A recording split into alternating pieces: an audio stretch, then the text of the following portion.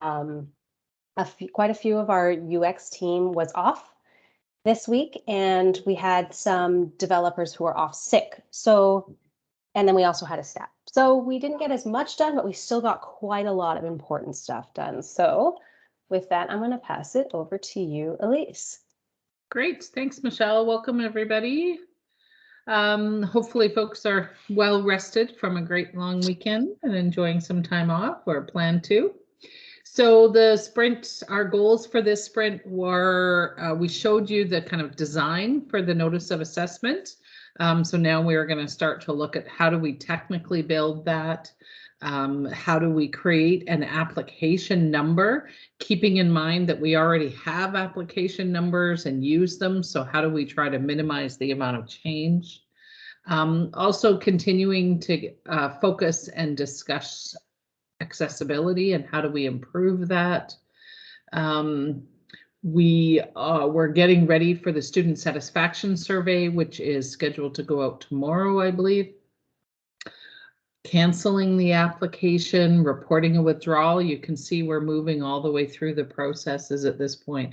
We had hoped that we would get to reporting scholastic standing and also a little bit more of that student dashboard, but with all of our folks on holidays, we didn't get there. But we have done some more work on program information request and the student application summary page, which is accessed through the institution location account. So that's really good. A couple of reminders before we get into it, just from a business context. Just want to remind folks that we haven't built this yet, but it's going to be coming. The concept of notifications, the idea that students will get notified, hey, your notice of assessment is ready. Hey, there's a restriction on your file because of this reason and it's stopping. I'm just throwing out some examples. So just a reminder that we are going to make sure that we are improving our privacy and security compliance. And so we plan to use a similar approach to what CRA does. Rather than sending the actual information to the student, saying, hey, there's something you should come and look at, or there's something we need you to do, and then giving them a link or not. And then they would come in, sign in, and be able to go from there. So just a heads up that that'll be coming soon. Application numbers, we're going to show you some stuff today. Obviously, we need to do some more work and make sure that this will work with institutions, but we have been factoring in the idea that application numbers are 10 digits. So how do we do that? And we need to think about how does that link in with some automated process. And also the fact that we now no longer have a full-time and a part-time application. It's really an application of type full-time or part-time. So we'll show you some of that today. We have yet to build anything for staff, which we're fully aware of, and that's exciting because of the principle of self-service, meaning that we are very, very focused on building functionality for students and our partners, institution partners, to be able to do their work so that staff don't have to do a whole bunch of stuff. They can really focus. So we're excited to show you today how that works for something simple like canceling an application. You've already seen some of the questions and editing, the ability to simply edit before COE, which would of course removes the need for an Appendix 7. So just we're excited to show you that today. And then lastly, just want to make sure that folks are aware of this. So we had a number of mod mini projects. Some of them were mini, some of them were fairly big, some of them were really tiny. We've started to plan out the next set of projects because there's lots of other things to do to get ready for the system. One of the projects that is being worked on is a project around helping those institutions that are not currently using a business BCE ID to access our current CRM system, to get them moving through the process of getting a business BCE ID. The other impact may well also be that we're trying to reduce the amount of manual processes. So hopefully we're not going to get as many faxing paper COEs, all of those kinds of things. But just so you know, we're working on that as well. And when I say we, that is being led through the business. So Phil Freyas and his team, as well as other folks as well, but we're supporting that. So those are some big things wanted to just tell you about. Just a reminder again, you're probably going to see some spelling mistakes. You're probably going to see some stuff that isn't completely done. Warning messages, some of those things, but we're moving along and we're continuing to just where we can build one main road and then side roads that lead back to the main road. So not a separate process, but linking existing processes into the main process. So just a reminder, and that's really different than SFAS. So I just want to call that out for folks. So thanks so much, and look forward to showing you some of the cool things that we've done. Thank you, Elise. So we're actually going to have Lynn share her screen, and she's going to show us some thinking around canceling an application. Thanks, Michelle. Hi, everyone. So today I'm going to show you what canceling an application looks like on the student end of things. Let's get through it. So if you do want to see a link of this closely, it is on the Miro board. What I'm showing you today is a prototype versus the overview of the wireframe. So as a student, you are in the dashboard right now. If I click on applications, I'll see a list of my applications that I have applied for or have previously applied for. Let's take a look at how we can cancel an application. So from this list, you can either click on this and you'll go to your application details. And in your application details, you'll have your higher level of information, such as application number, which we're working on right now, the type, the study period, the school that you're applying for this application for, and some dates, like when it was submitted. In the menu at the top, you'll see there are application actions, which you can edit, view the application, or cancel. Now, if you click on cancel application, it will appear a modal or a pop-up. We want to just say before they cancel, we want to just make sure they know what they're kind of canceling. So we have a bit of message here that says you'll be able to view your canceled applications, but you can't make further edits. Okay, so let's go through with that. Cancel an application, and voila, your application is canceled now. There's some information where it says your application was canceled on this date.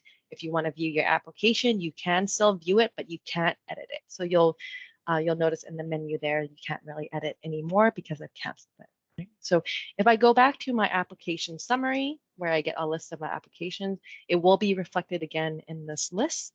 And if I can't click on canceled, it'll just show me that page where it says, hey, your application, you've canceled your application in state. If you still want to view it, you can, but you can't edit it. So that's really canceled application. So I hope that will be a really good way forward, as I hear the cancellation process in the business is quite hands-on. So with this, just a click, you can just cancel your application. So yeah, Elise, this was an important quick win for you, because I know this is a big deal. Would you mind reminding us of the business context around the importance of why this is so impactful?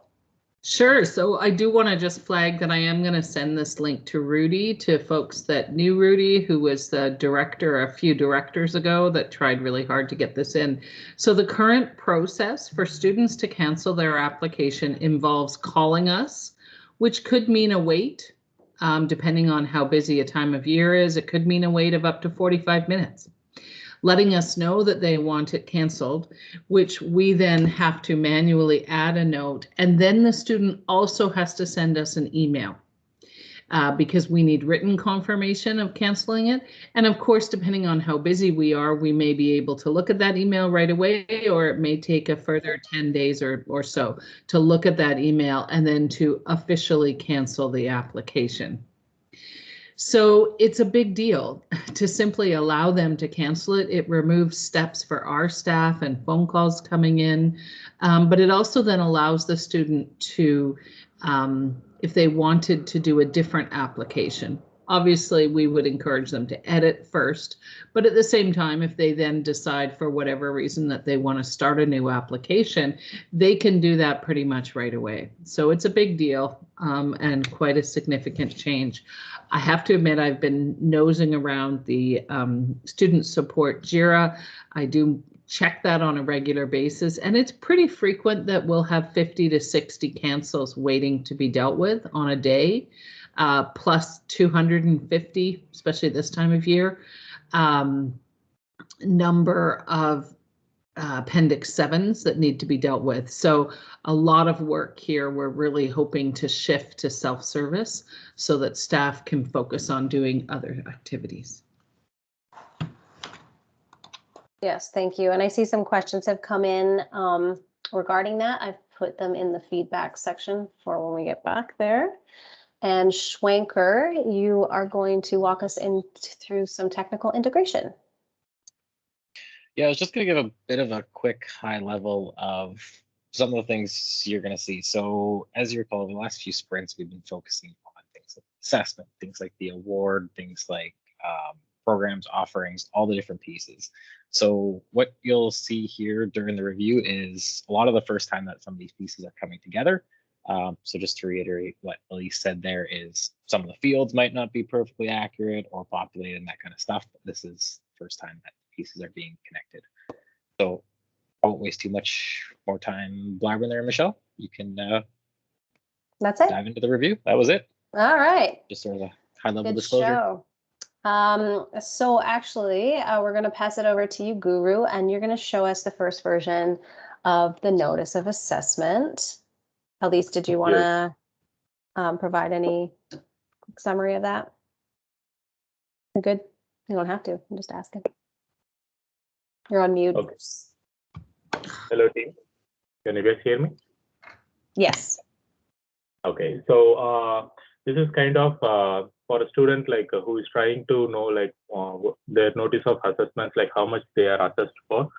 So last time, for the last few sprints, we have shown the part where we have developed the front-end screen where the student will be submitting the application, and we also showed you the workflow to just calculate the assessment and stuff like that. But for this sprint, like we have integrated each and every part.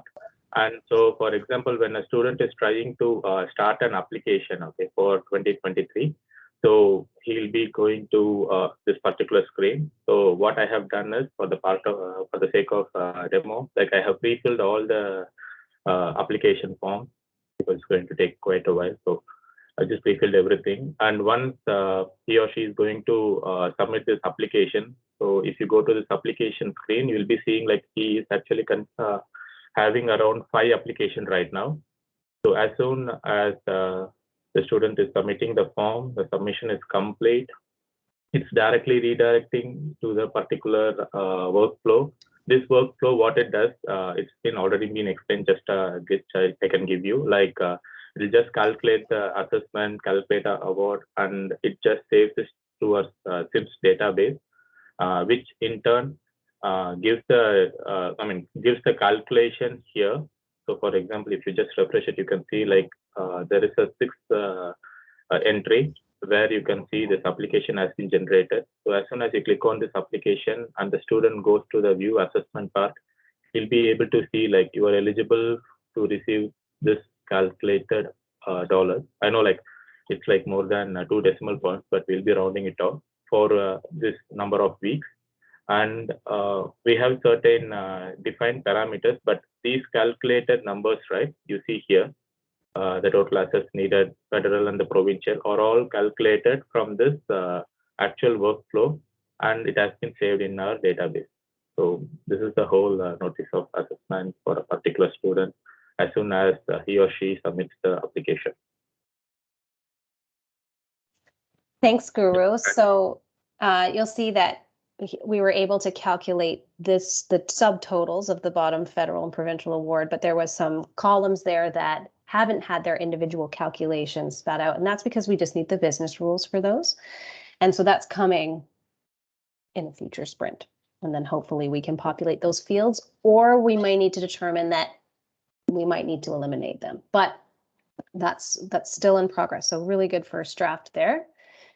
Anne is going to walk us through a few things. So she's going to walk us through institution student application summary. So this is the institution view of student applications. Then we're going to flip over and look at the student application summary. So a summary of their applications. And then she's going to show us what we've done with application number. I will share the screen.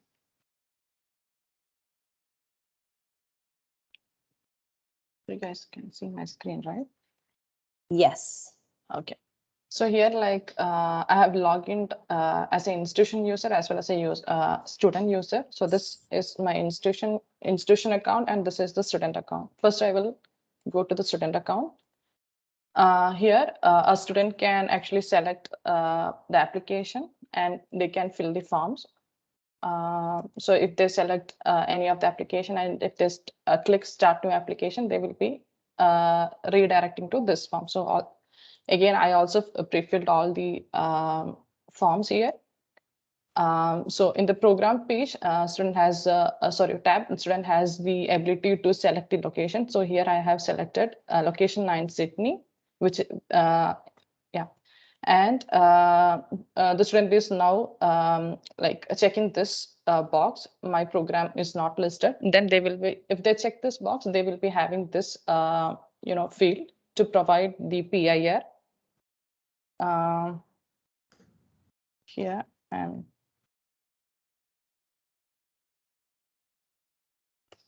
the PIR details.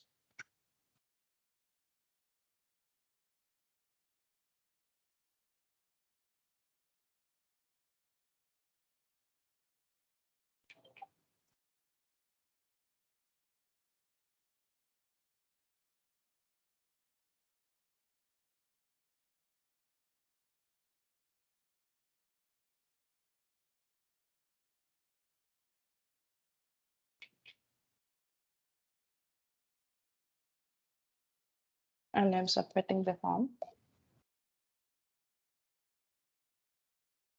It will take a few minutes.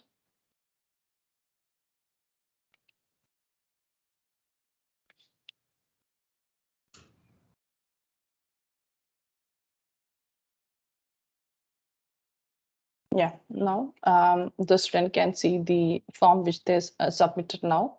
This is summary of their application. And if they click into this application number, they can actually this page is under development. So this is a page where they can see the view of the application, and here they have the option to select edit and cancel the application. So this was one story. The second story was this application number. So we have that, like, the application number, we have it as a 10-digit number. So first 4 digit will be the program year. So as of now, it is a static year, like 2021, 2022. In the future sprints, we will be making it dynamic also. So this is a program year. Now I'm going back to the institution. So this is an institution account.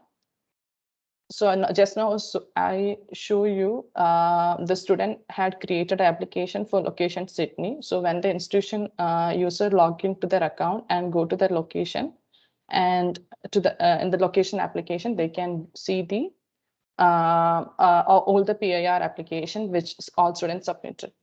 So this is the summary of this PIR applications. Thanks, Anne.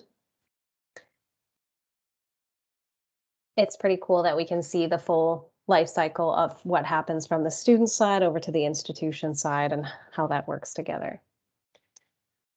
Okay, and finally, Andrew Signori is going to show us the work on program information request. Okay, hello everyone. So PIR is program information request, Terry.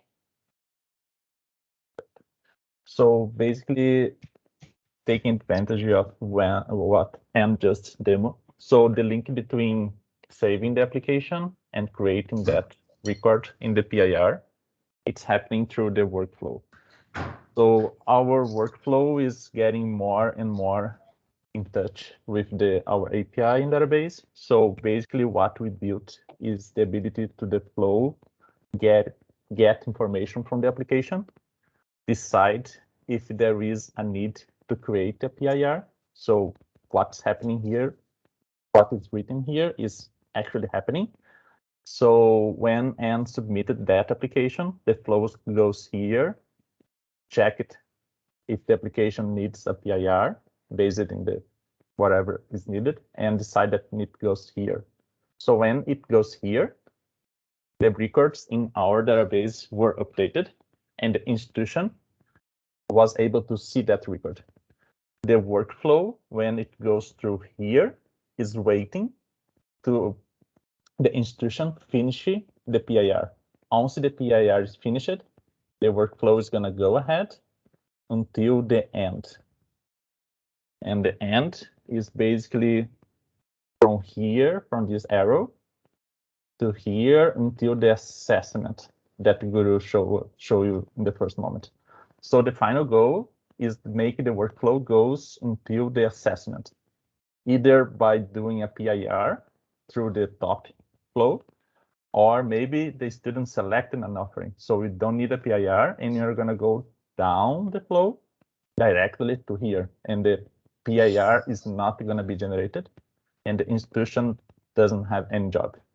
So here we enable the ability to the flow work in two different ways, also in a way that it needs an external output from the institution in this case, and the institution can do their job and make it advance.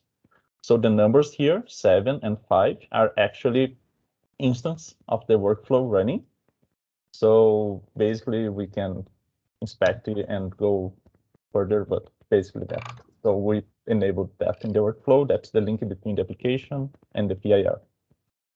That's it, Michelle. It would also be good to mention there that, as you guys would have seen, when Guru was doing his workflow, he actually selected the offering, which is why that application went directly to the assessment. But when Anne did it, she did not select a offering, so it went up the top path, which is why you're able to see it on the institution side that a PIR was waiting. Yes. Yes, this we'll be doing some more work on these flows in the coming sprints, so you'll get to be more comfortable with it as we have going through this process. The good thing, Michelle, is that what you are reading the screen is actually what's happening. So I know. Pretty nice. It's very nice. Thank you. Okay, Elise, why don't you walk us through what's coming next?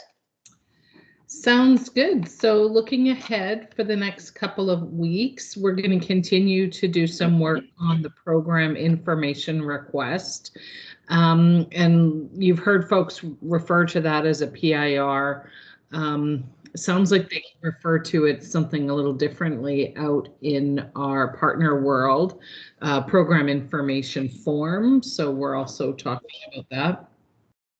We're going to keep doing some work on application status. We've got program intensity, but we have some work to do. It's amazing how the phone rings whenever I'm on mute. Program continuous entry. We're also going to pick up the work that we had to leave behind this sprint around the scholastic standing and the student dashboard.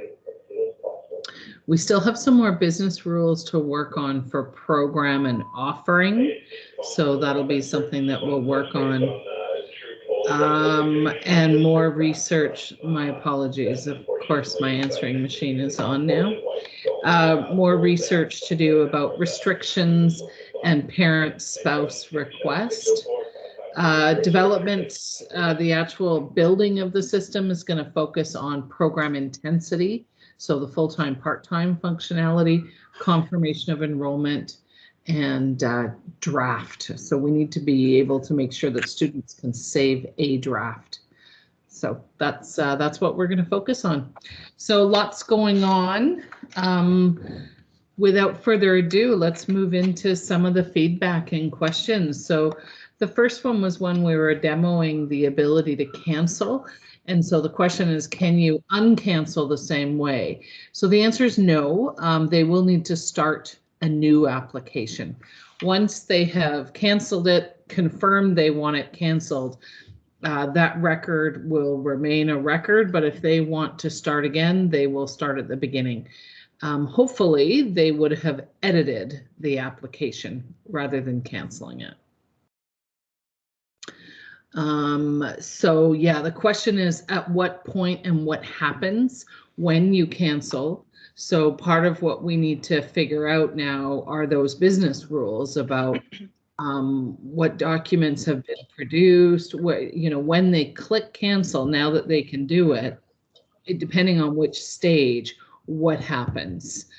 So that's a piece we'll need to do to make sure that all of the documents and everything lines up. So we'll sort that out. So I guess the question perhaps, and maybe the person asked it could clarify, I would imagine that we definitely will not give students the ability to cancel, nor will we give them the ability to edit their application after confirmation of enrollment. That's a different process because things have started working, disbursements may have already happened, all of those kinds of things. That's a different process than simply canceling or editing. Does that answer that question or comment? I think, Harold, that was maybe you.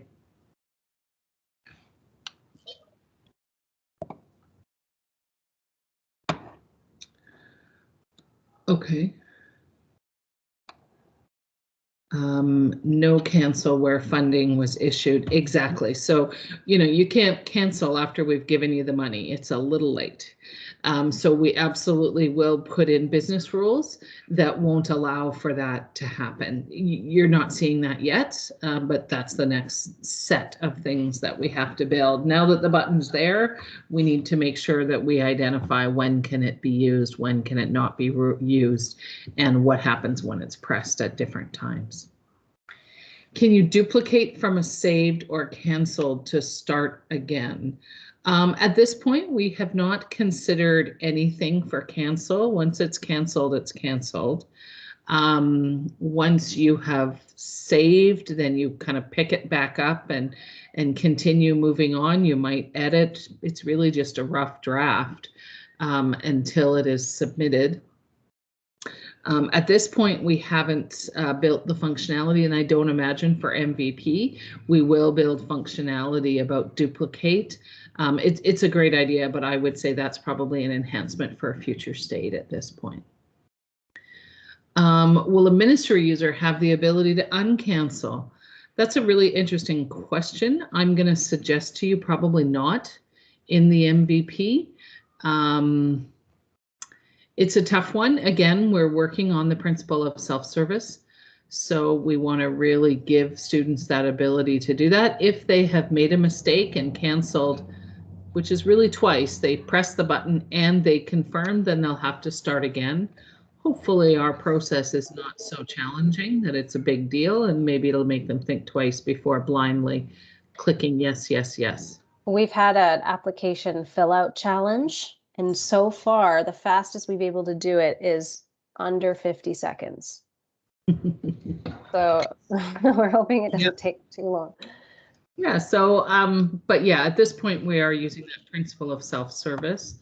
So if a student calls us and says, oh my God, I didn't mean to make it stop, we'll be able to support them by saying, it's okay, you've canceled it, you'll have to start again. In the new world, our job is to coach them and support them, not do it for them. So I can't see why we would at this point need an uncancel button. Better make sure to put a limit on the number of apps that a student can create. Yes, absolutely right. We have talked about how many draft applications should a student have the ability to have. We certainly don't want them creating all kinds of different ones. So at this point, we talked about only having one draft functioning at a time, but you're right, we'll have to figure that rule out. Phil, did you have a comment? Oh, I was just going to say, and I apologize if I had missed this earlier, but in the cancel of the app, it gives that sort of warning saying cancel the app, but is there messaging that makes it very clear that says, once you cancel this app, you cannot reactivate this for any reason, you'll have to start over? kind of like that No, warning? not yet, but we should. Yeah, we can. I already made a note of that, Phil. Yeah, Okay. there we go. So we can update the wording, and that's a good example of those little messages that we need to do some tweaking on. So there's a good example of we can try. Although it was interesting, I have an 18-year-old and we were doing stuff together, and my God, he doesn't read a darn thing. They're really, like, really, it's amazing. I don't know if he's just indicative or if he's special, but they really don't read anything. So we'll have to figure out and ask our user experience and ask our students when we do some user research, what's the best thing to do here? Maybe it's an icon instead of words, right? Maybe there's a picture that we could put on there or something like that. Harold, did you have a comment? Yeah, can you hear me? Yeah. Yeah. Okay, good. No, what I meant by the limit was not a draft limit, but the number that they can create. You know, they could create an app, delete it, create an app, delete it. And that becomes problematic if somebody figures that out and institutes a bot to do that. Then they could use up all our app numbers. So you have to put a limit in. So, for instance, right now we have a limit of 10. Right, that's a good point. If I recall correctly, Schwenker, we don't actually create an app number until it has been submitted. Yeah, but that's still a problem because the bot could create it, submit it, delete it, create it, submit it, delete it, right? And then you could just let that run and use up all our app numbers in no time. So you can't ignore that. Noted. Potentially, yep, for sure. I mean, I think the good news is that we have essentially 6 digits with the year at the front. So we would have to burn through about 15 times the number of applications we do now to go there. But it's a good point, and that's where we absolutely do need to be supporting and sharing information so that they don't do that. And if that's happening, that's something that we need to do some research into. What's going on there and why? Yeah. No, you can't do that. You have to put a limit in. I'm talking about bots here. I'm talking about people who will intentionally try to break our system. Oh, from a security perspective. You don't want to. Yes, you don't want to allow an unlimited number of apps to be created. Okay. Yep. You could have. You could have. I mean, our system was hacked. You know, the dashboard was hacked this year. You've got to look at these things and figure out how can people break it? How can people take advantage of holes in not only security but in the logic of what's being built? Yeah, no, that's a good point. So yes, absolutely, we do plan on limiting the number of drafts that anybody can have. So, good point. Well, sorry again, but I don't mean drafts. I mean the number of apps. I'm not sure I'm getting my point across here. Oh, so not the draft. You're saying, is there a limit to the number of applications an individual can submit? Yeah, okay, maybe we need to look at that. So, because I certainly hadn't considered that. Yeah, not maybe, you have to. Okay. So please put something in place, or you will encounter grief in the future when somebody figures it out and breaks your system by using up all the app numbers. Okay. Okay, so not just drafts, the actual applications. Thank you. Yeah, we need to think about that. If it's the first application, will it cancel the MSFAA? Good question. If we need it to, then we need to build that for sure. What we're showing you today, we haven't gone that far. So we're just showing you that the student can do it. We haven't started building the what happens when they press that. So good point. We need to think that through. Moving to a single application number, so some support for that. So that's good. Obviously, we need to talk to our institution partners about what's the impact of that. Can their system handle it? So there's lots of conversations still to be had. Harold, did you have another comment? No. Regarding that? Yeah, it was just your hand was still up, so just wasn't sure if that was you or. No, that's okay. No, I'll lower that hand. Yeah, no worries. Also, when you work on ECEs, apps are currently being canceled. If an EC, oh, that's interesting. Okay, so, okay. I hadn't thought of an application as being canceled when it's not confirmed. So that's something we'll have to think about. It's not confirmed, but the application isn't canceled because the student hasn't said no, but the school just wasn't able to confirm. So we'll have to look at that. At this point, we do plan on allowing an institution to say, essentially denied. We're not confirming this at this time. And that, I imagine, is going to produce some kind of a notice to the student saying, hey, the school did not confirm your enrollment here. What do you want to do next? Terry, did you have a comment? I do, and I apologize. My window is open and somebody has just started up a leaf blower or something out here. So let me just close this window. Sorry. We can't hear it, just so you know. Oh, okay. Well, that's good. All right. My comment was that the ECE creating the cancellation is one of the places in which ministry staff might want to have the ability to uncancel. That was it.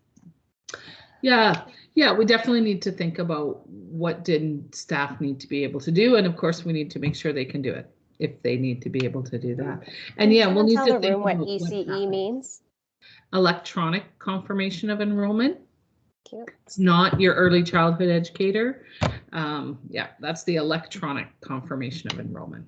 It's actually ECOE, but we've shortened it in the business. So. Yeah, so it's something we'll need to think about. I would imagine, again, that based on this idea of the student driving, we wouldn't cancel their application until they tell us to cancel their application.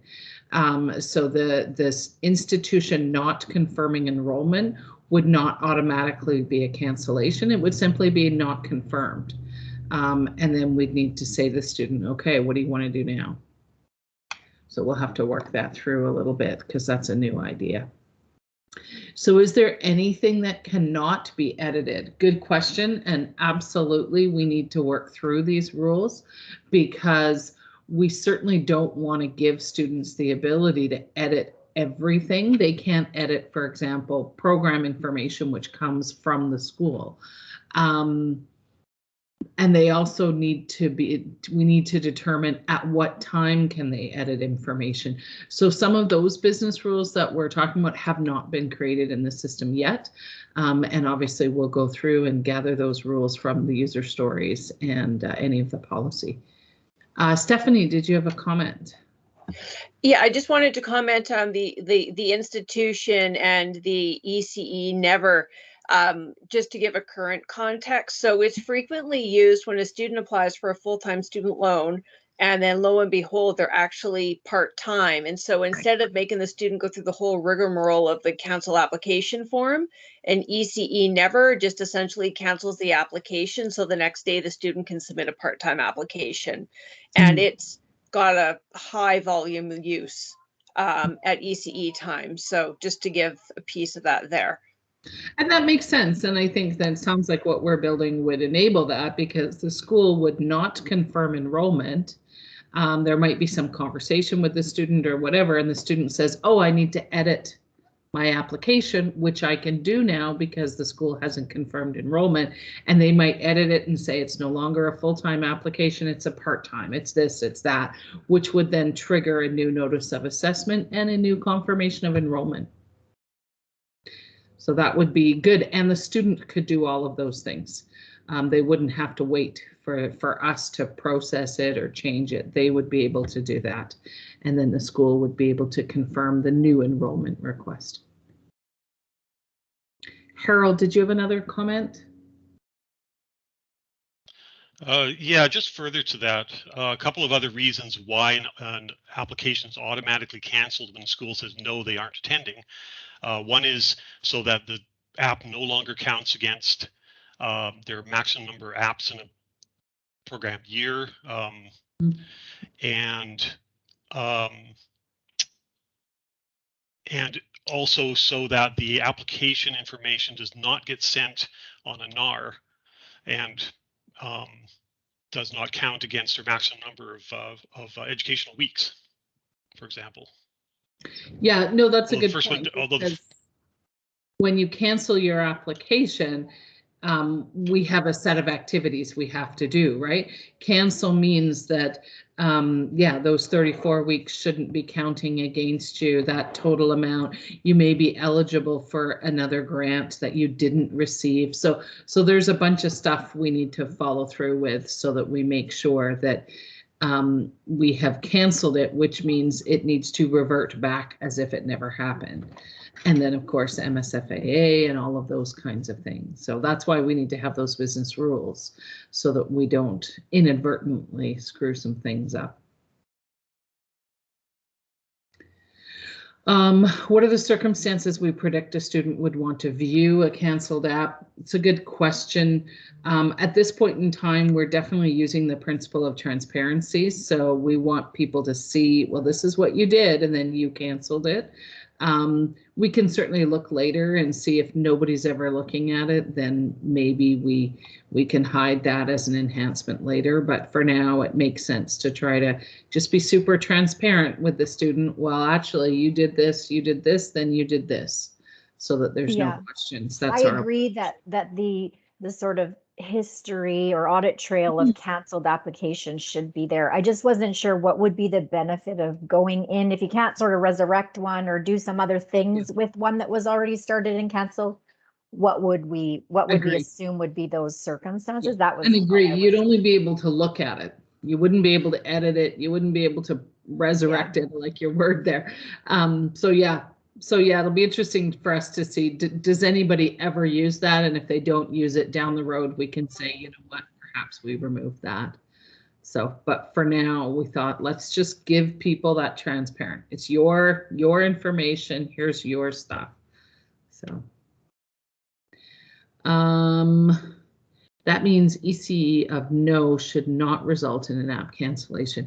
Yeah, so that's new. I wasn't aware of that. So that's super valuable information. So we'll need to have a conversation about what happens when an app is canceled, and what happens when the school says denied or does not confirm enrollment. So we'll need to have those conversations a little bit more. So thank you. I thought that awards had to be rounded to the nearest dollar. Yeah, what we showed you was numbers, and there must have been what, 12 or 14 decimal points. They won't have 12 or 14 decimal points when we get too far along. Those will be the financial controls. So Blaine will tell me whether where we're rounding in the process, whether we're rounding at the end, and all of those rules. The financial controls will tell us that. So. We'll definitely sort that out. So sorry, you definitely saw a big number. The status on the student application says complete, but a PRA still required. Okay, so it sounds like it could be that something we were showing you for demonstration purposes might have been slightly out of whack, because you're absolutely right.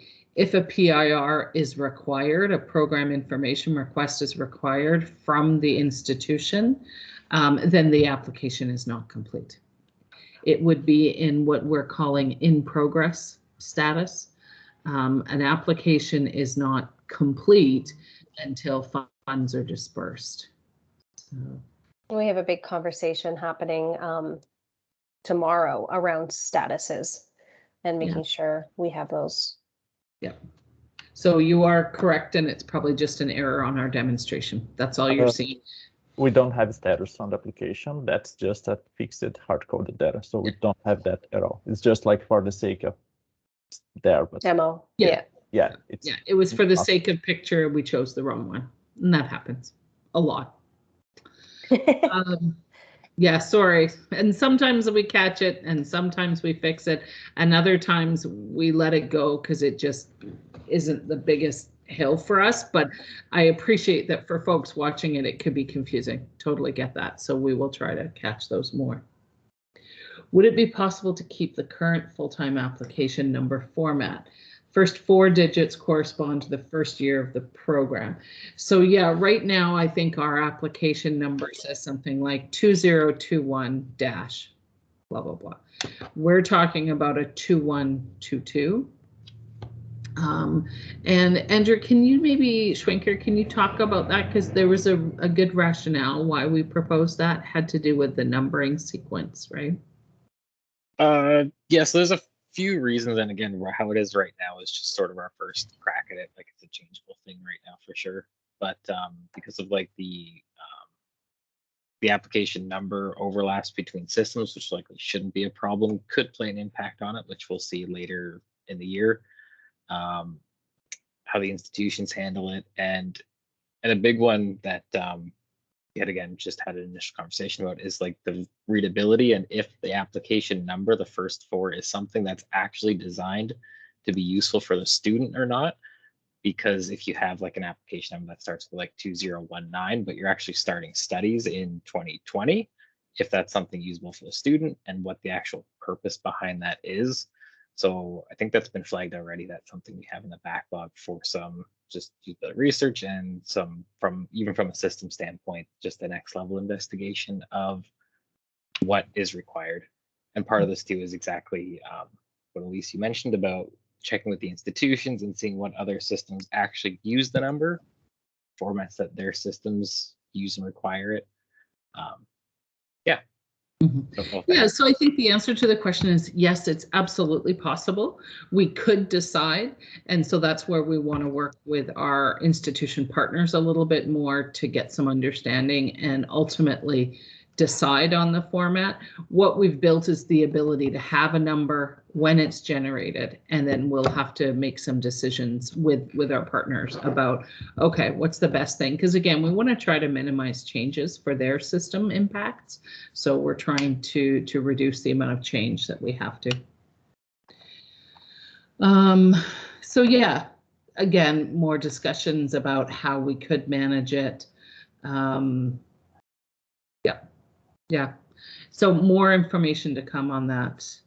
And then of course the full-time and the part-time, that's another conversation that we're looking to have with our partners about that identification. And of course we don't have an integration with our partners and the part-time system right now. And in the new world, we will have one system and one application that is a type full-time or part-time. So how do we manage that? And we need to talk to our partners around that. Yeah, and thank you, Harold. You're right as well. That has an impact on our EDW, which of course is the Enterprise Data Warehouse. So the data warehouse folks as well. So we need to make sure that what we're doing is in alignment with those things. So that's why we need to sort that out, and we need to talk to the schools about that. So we will have some of those conversations. So then there's the question about what's required before a student can submit an application, and what folks may or may not have noticed. We did a kind of a quick one. Guru had already filled out the fields today, but absolutely we do require. We've identified all the fields that are required before a student can submit their application, and it gives you a red warning message, and you can go back and it checks every time so that we will not allow students to submit partially completed applications. It's not going to be possible. They'll get told you have information missing, and they'll be showed where the questions are, and they'll be able to supply that information. So hopefully that'll limit some of the bot concern as well. Currently for Dev and UAT as well as Prod, we use different application number ranges, so we know where the application came from. Yeah. So we'll have to figure that out. Because you'll notice, and I noticed this, maybe other folks didn't, but actually when we showed you, we also showed you a YEF application. It was a Youth Education Assistance Funding application, and we're trying to, one of our principles was about alignment for all of our programs. So the idea was that perhaps the system doesn't generate different numbers. That number is really just for the purpose of the system, a unique identifier. So we'll have to figure out how do we manage that, and are we building different application numbers for different types, Or is it that you'll be able to see, here's the application number and here's the type of the application, and one might be YEEF, another one might be loan forgiveness, tuition waiver, those kinds of things. That's the approach we're using at this point, and very intentionally, and that's to align our application numbers for system identification. Those, I think, are all of the questions for now. Did we miss anything, or was there another comment or question that anybody wanted to make?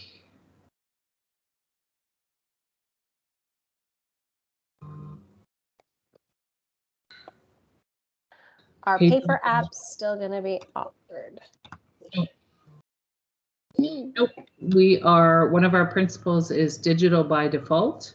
And so no, we don't anticipate that. We know that from a full-time process, we have had on average about one application a year, paper application over the last few years. That would be a real problem for us because of authentication. So I anticipate our answer at this point would be no. The part-time application, of course, will no longer be paper. It will be fully integrated. So the answer for that also would be no at this point. Yay. Yeah, I think we're all happy about that. So, yeah. There's a question about YEEF. So will YEEF still run as either an online application for those, and for those with loan go through the loan app? So YEEF is a good question. So the YEEF application, of course, will continue to run as it is, but it'll be digitized. So the same approach. And then if the student also wants to apply for funding through the student financial aid funding, then they would have to fill out a separate application for that. But as much as possible, we would be reusing their profile information. So that's where we would have their name, date of birth, maybe even some of the answers to their first few questions, to reuse that profile information for the next application.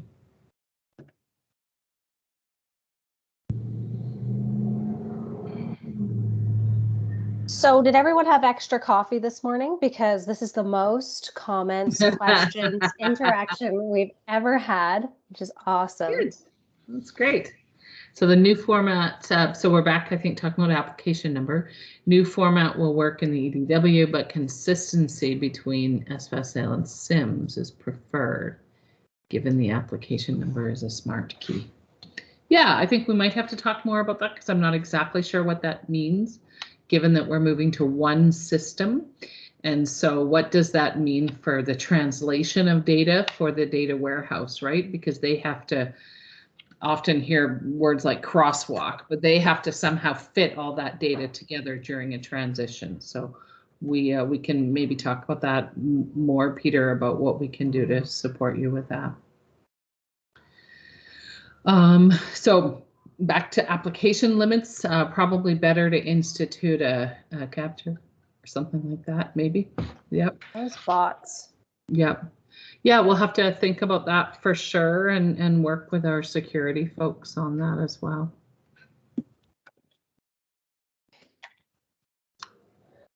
So I think if nothing else, you can see that we are moving along very quickly through to the really exciting part, which of course being disbursement, actually getting the money out the door.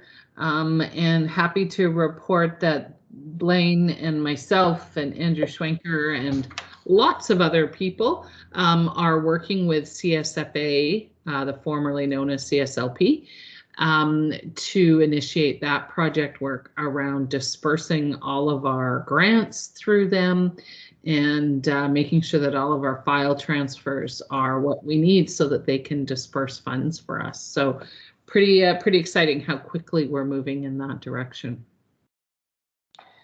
One last comment here. This is the right year to transition the app number from calendar to program year. That's 2020. Yeah, good point. Good point. Yep. Yeah. All right, folks. So yeah, so maybe let's just look ahead to what's coming next then. Oh, okay.